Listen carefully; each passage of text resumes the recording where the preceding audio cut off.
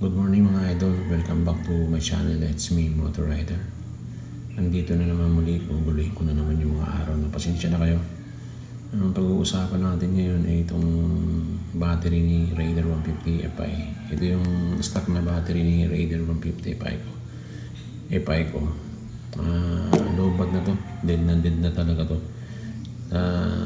Nag-dry na ako na i-charge to doon sa video na ginawa ko. Chinarge ko siya. Okay na naman siya na nagamit ko naman, pero yun nga lang, 2 araw lang drain na ulit siya. Wala na siya uling power, so kailangan na nating magpalit ng battery kasi si Raider 150 Fi ko hindi ko kasi siya nagamit ng ng 7 buwan.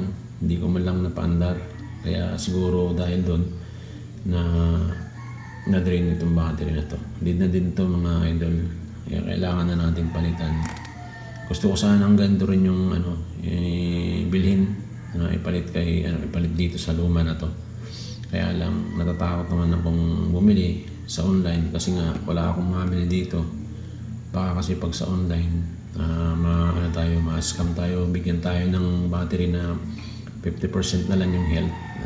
Hirap naman yun. Kaya hindi na lang ako kumuha ng kasi hindi natin makikita pag hindi naman itinitester ng seller na bibilihan mo ng battery. Dapat kasi pag bibili ka ng battery, testing mo na okay yung health ng battery. Kailangan na makikita mo kung okay talaga.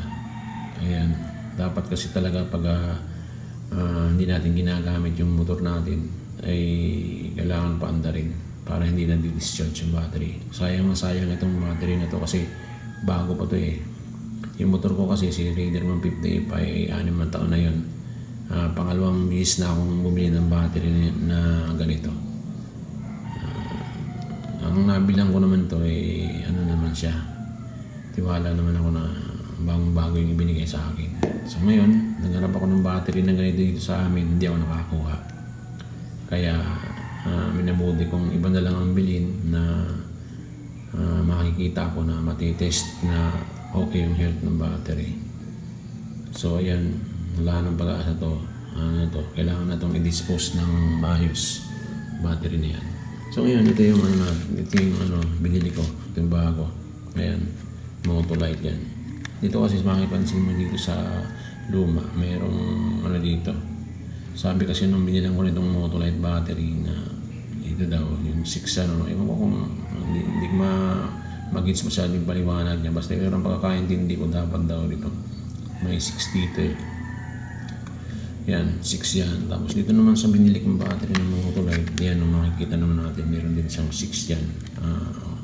Labas yung mga dyan, mga marunong sa battery. Sana i-correct niyo yung sinasabi ko na pareho lang sila ng voltahe nito. Ayan May 6 din siya. Ito. Bali, tatlong basta tatlong ang kaya niyang yung pasok sa tatlong kategory na yan 6, 5, 5. Yan. Ito, sure na sure talaga ako. Kasi nung bumili ako ng battery, meron silang tester na yan, nakikita yung health ng battery na binili mo. Kitang-kita kasi meron silang aparato na kinakabit sa battery para makita mo kung goods pa yung health ng battery. Ito okay na okay ito. 100% ang niya, ang healthy ng battery. So ayan, ikakabit natin to kay Raider 150 Fi mamaya.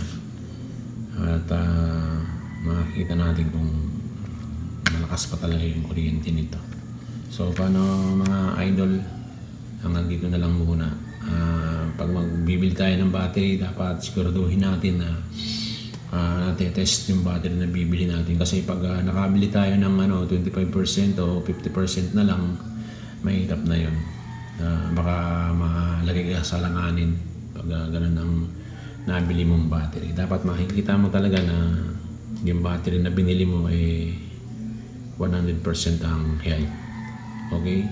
Kakabit ko na lang ito mamaya, tapos papakita na rin natin kung kaya niya ng start si FI. Alright, kung yung mga nanonood ng video na to na hindi pa na subscriber ni Motorider, subscribe na at pakipindot na rin yung notification bell para pag nag-upload ako ulit ay mapapanood mo pa at mabubulakan na naman yung mga araw nyo. So alright mga idol, ride safe tayo lagi. Mamaya ay kakabit ko na to.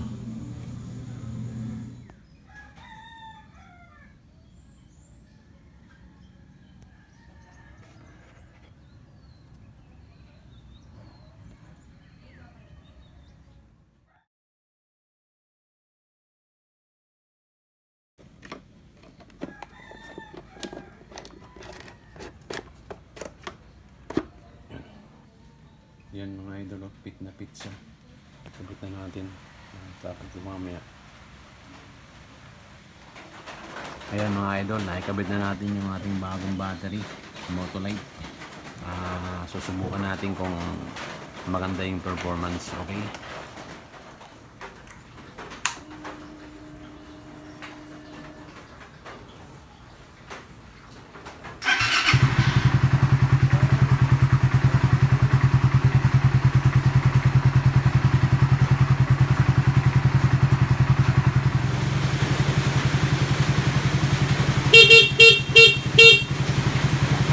Lakas ng ano niya, ng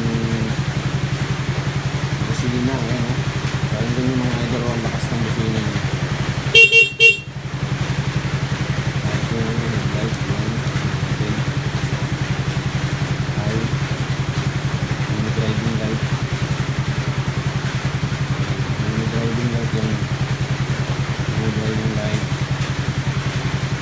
High and low. At saka yung busina. Pasensya na kayo mga idol, umuulan eh. Malakas yung ulan kaya medyo natingin yung video natin. Okay? Okay pala yung Motolite na battery.